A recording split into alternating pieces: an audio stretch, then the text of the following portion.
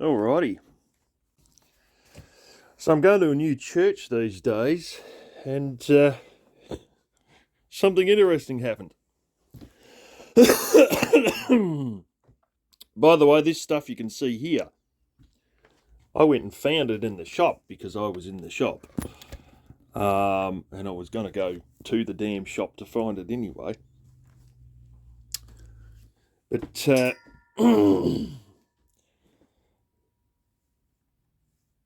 I come across these when I went looking for them because we actually stock these at the warehouse. We send out whole pallets full. And of course, you don't see them like this, they're in cardboard boxes. But yeah, lamb shanks, 2 at 1 kilo. They've got Taste Nation on them. It's an Aldi product, so it's got Aldi written on it. And I thought, I'm going to hunt these things down. Not because I want to buy any, just I want to see if they're in the stores and what they look like. And lo and behold, yeah. So yeah, job's going all right. Starting to get in the swing of it a bit. There's many elements of it that are sort of a bit of a toxic workplace. What do you expect for American corporate? But I'm starting to sort of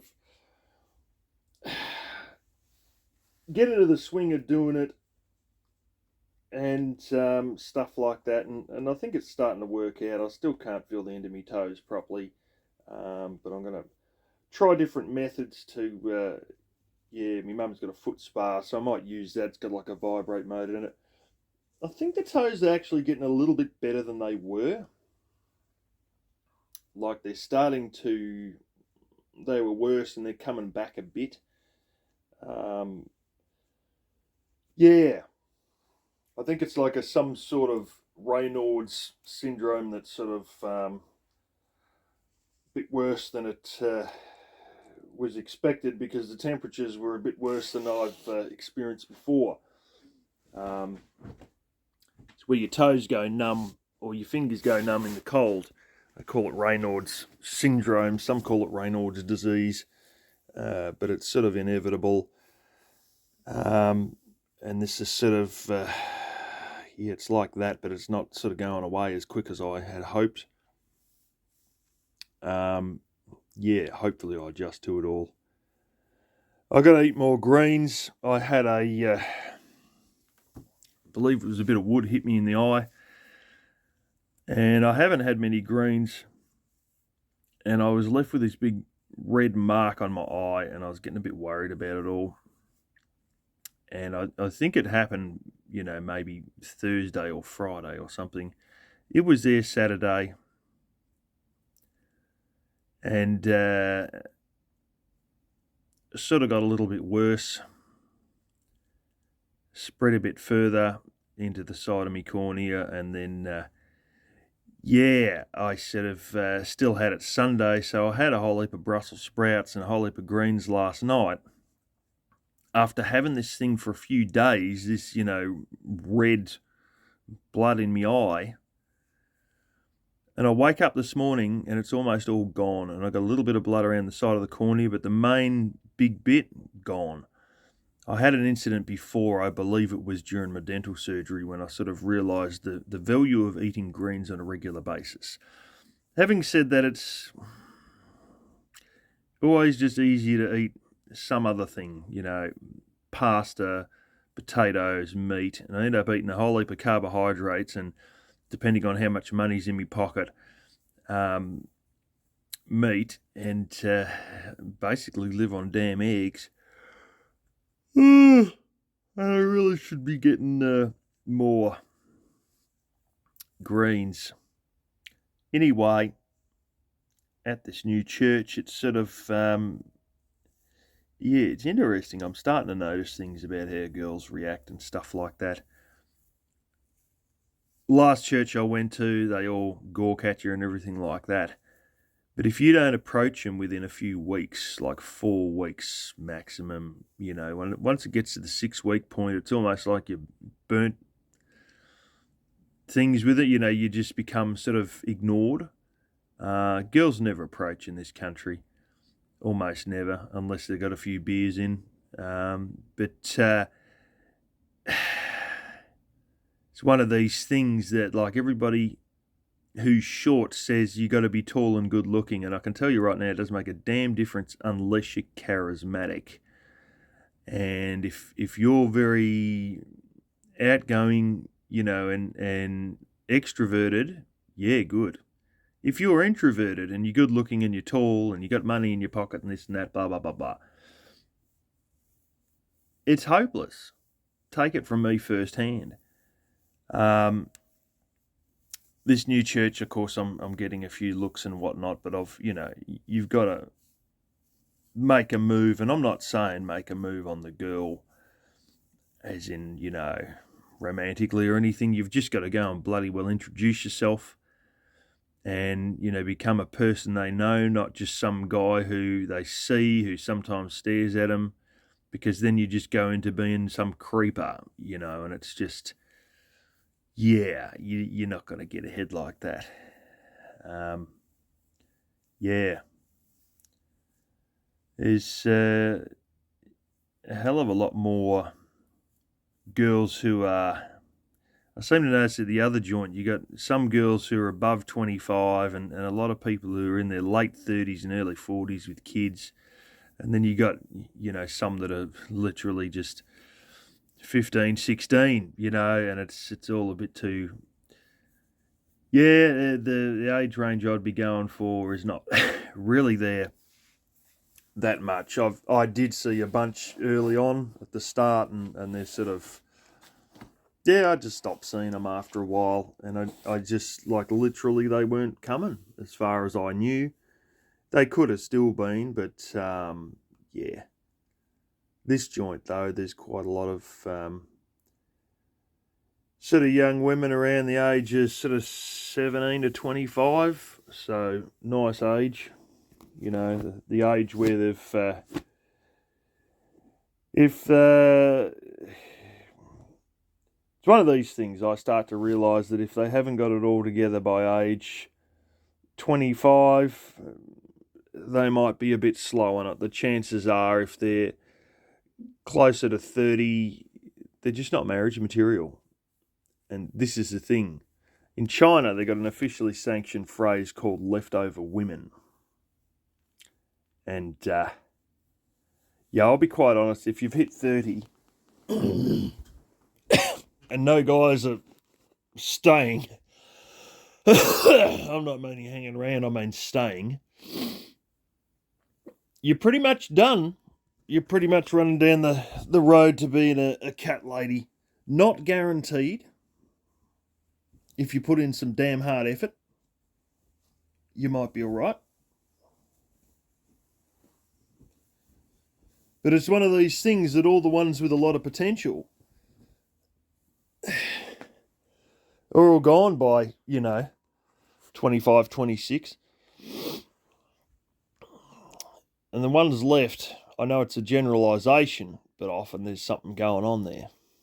And the trouble is, this sort of shit can play both ways. And, yeah, that's understandable. Trouble I get when I'm on dating sites and all that, and when I used to be, because I'm not on that crap anymore. Although I did create an account just to see what's going on recently out of boredom, only to find that the website's nowhere near what it was. It's one of these things, like, I used to notice there's a lot of girls saying there's no decent men out there. Now, statistics show that women swipe right on only 5% of men on Tinder. 5%. I've sat there listening to Jordan Peterson saying they chase the upper 20%. He's now sort of changed, and he's sort of talking now it's the upper 15%. And the Tinder statistics on Tinder usage show they only go for the top 5%. Now, I used to get another thing on a different website, and they're either not interested or they say something once and decide you're boring because you know, you're not holding a good conversation. The fact is that a lot of them complain that men are no good at holding conversations. And if you try and talk with those women, they're the most fucking boring people with no input to a conversation. It's just pathetic. And what I used to get the too good to be true effect. So I'd have this whole stack of people assume that I'm catfishing. I'm completely serious. I'm catfishing because there's no way you could be single if you look that good. I'm completely bloody serious. It's like some sort of cognitive bias that they've got to prove to themselves. There's no good men out there. Now I'm going to prove it. And it's like they complain about it, but at the same time, they're trying to prove their own narrative to themselves so that they, I don't know, feel that they were always right all along and it's not their fault or something. And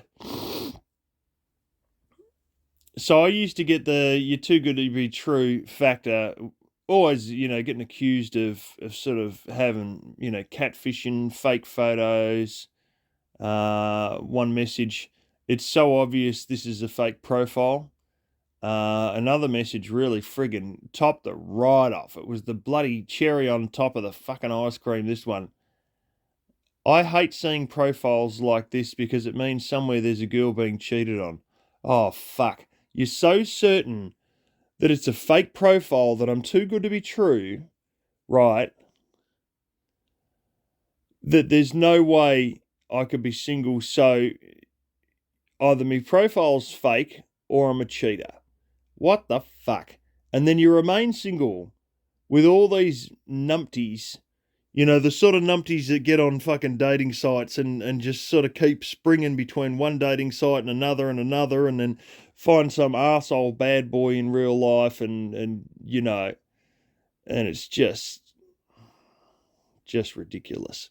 It's just them proving their narrative to themselves with cognitive bias. Another one you used to get is, "oh, there must be something wrong with you." So they start digging and digging and digging and digging. And, eventually they find you're an introvert and then they decide, I've found one little speck or one little fault. That's what's wrong with you. Well, there is something wrong with you. I proved my narrative correct and you're not worth talking to any further. And it's like, fuck me. It just... You had to dig to the bottom of the fucking barrel over a few days to find that that's why I wasn't already dated, and that's why you're not going to date either, and it's just like, bloody hell, can't fucking win. Anyway, I met you can be all the 666, you guys might know what that phrase means, and I actually, looks like I'm going to be hitting six figures for the first time this year. If I stay in this job, I didn't realise after 3 months your pay goes. I've had a pay rise. It's like $38.84 at the moment. Your pay goes to like 44 something, like 44.80 or some bullshit. After 3 months of being there, so this is probably going to be the first year where I'm going to crack $100,000 a year. So yeah, 666, and some of those sixes I'm above. Let's just say, if you know what the 666 principle is. Long and short of it, I've met a girl I used to know 20 years ago, and she goes to this church, and I thought first week I didn't really see her, and then, second week I thought, hang on, I reckon that might be somewhat kind of, but I don't know, it's been years. And then I heard someone call her name as they were talking to her, and I thought, holy shit, it's her. And this is about at the time as I'm walking out the door, and I thought, bloody hell, it is her.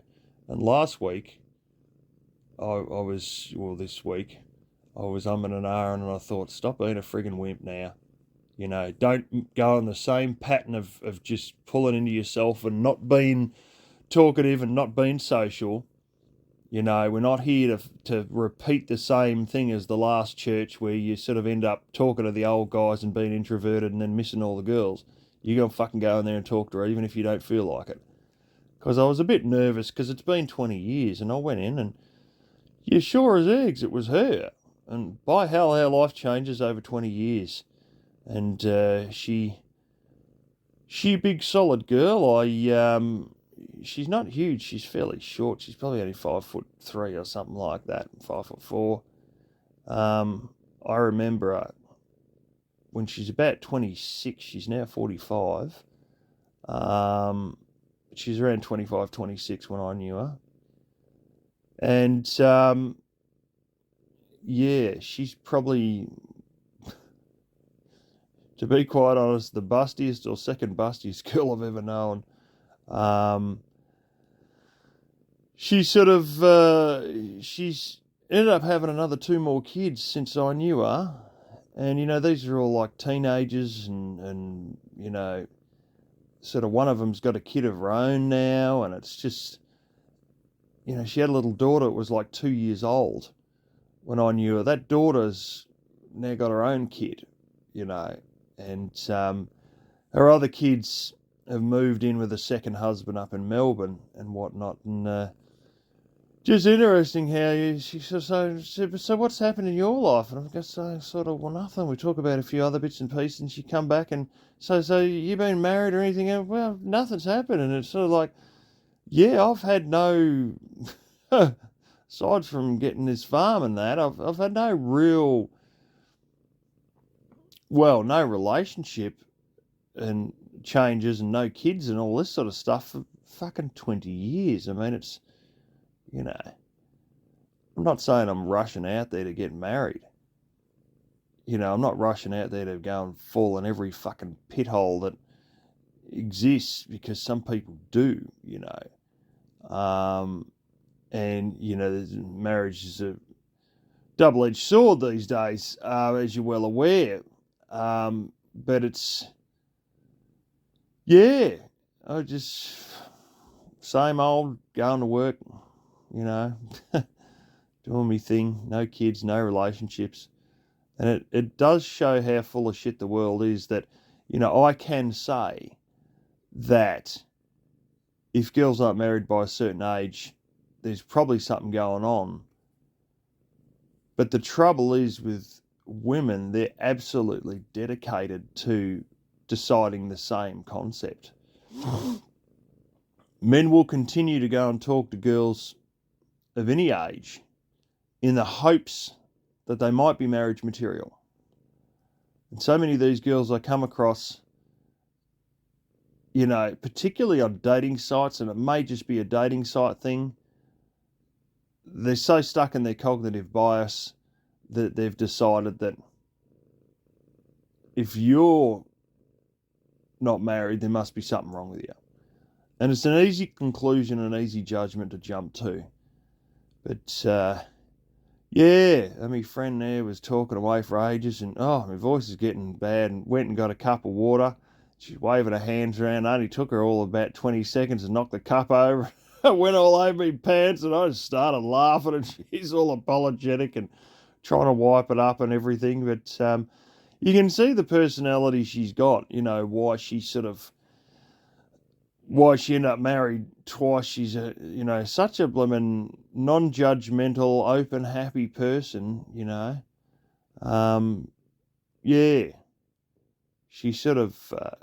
She's quite eccentric, actually. And she'll tell you that herself and whatnot. Doesn't have a car, and, I think she, might have had a crash or two, and cars are pretty damn expensive these days and whatnot, and she's just sort of, I believe she might be on a disability pension or something like that. She's got a few hearing issues, and there's something else I noticed too. But health only ever sort of gets worse. It really gets better. And, it is what it is. She comes, I never really knew. I thought she come from the state capital, but it turns out she comes from the eastern side of the state, which is quite a hillbilly type of area of the state. And, she got a bit of a trouble with possibly hoarding a bit too much stuff she was talking about, and particularly furniture. She gets given too much furniture.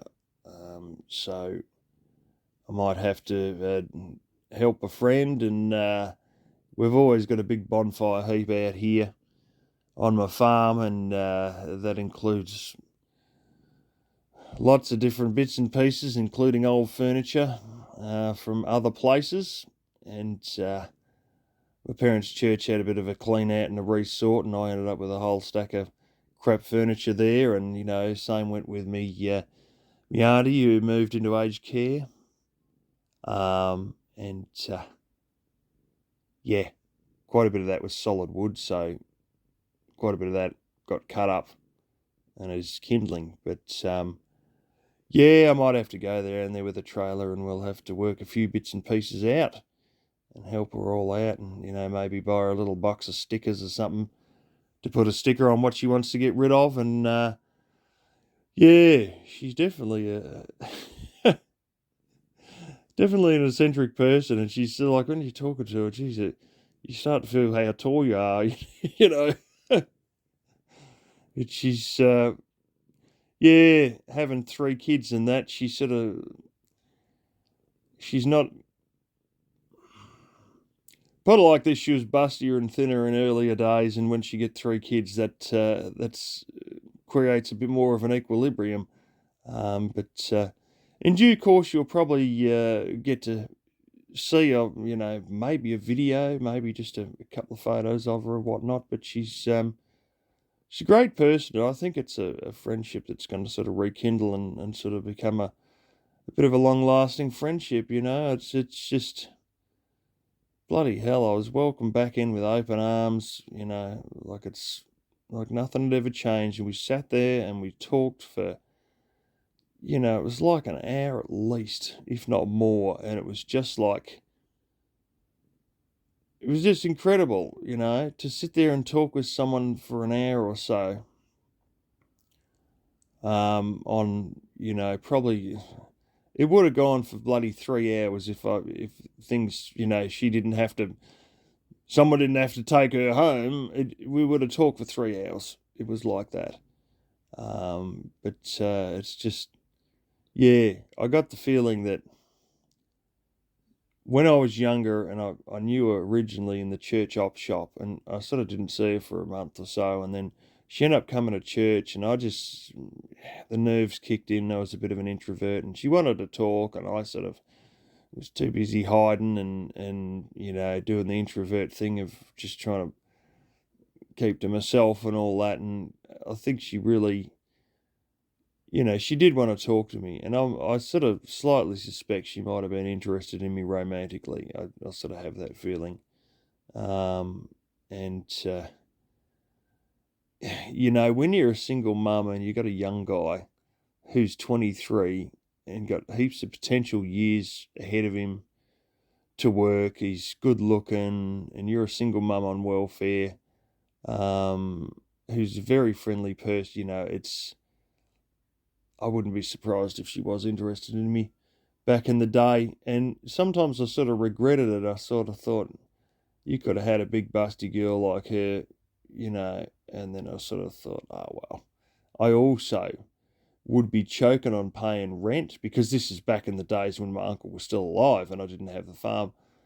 You'd be choking on paying rent, and you'd be dealing with some, angry teenage girl, and it would just,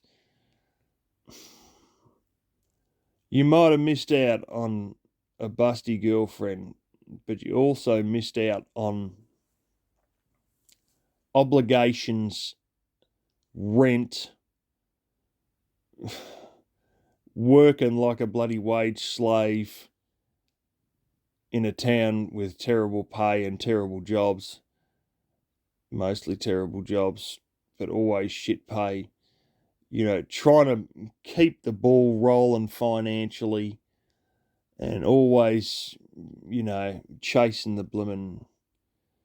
You just end up in bloody wage slavery. You wouldn't have had the relaxing life that you've had. You would have had a more wage slave life, paying rent and keeping her and her daughter, and I sort of, yeah, I realised there was sort of two sides to that coin, and I've had a pretty bloody charmed life, to be honest. Yeah, I've worked long weeks, worked long hours at places, 84-hour weeks, 65-hour weeks, 84-hour weeks back in about 2009. During the pandemic, I was doing 65-hour weeks, 60-hour weeks pretty regularly. I think it was like 65 to 68 actually during the pandemic. Bloody hell, I got wealthy during the pandemic in terms of you got nowhere to go to spend your money, and I was working 6 days a week all the time, sometimes even seven, and always doing overtime. And oh, the overtime, fuck me, I made some money on overtime. I realised that I more than doubled my wage on the fucking overtime I was doing. Um, and that sort of allowed me to save a lot, and you sort of, there's a sense of freedom that's extreme in many ways versus a married guy with kids. When you're single, there's a phenomenal amount of freedom in it, but there is loneliness with it, and you sort of,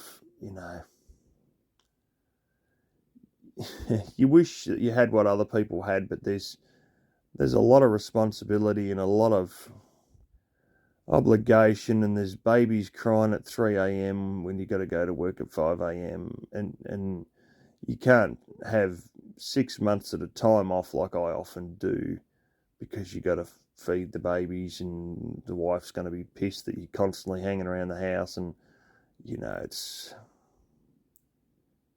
she's going to probably be worried more about the money than you hanging around the house. But it's one of these things, there's benefits, and there's pros and cons with all these things. But yeah,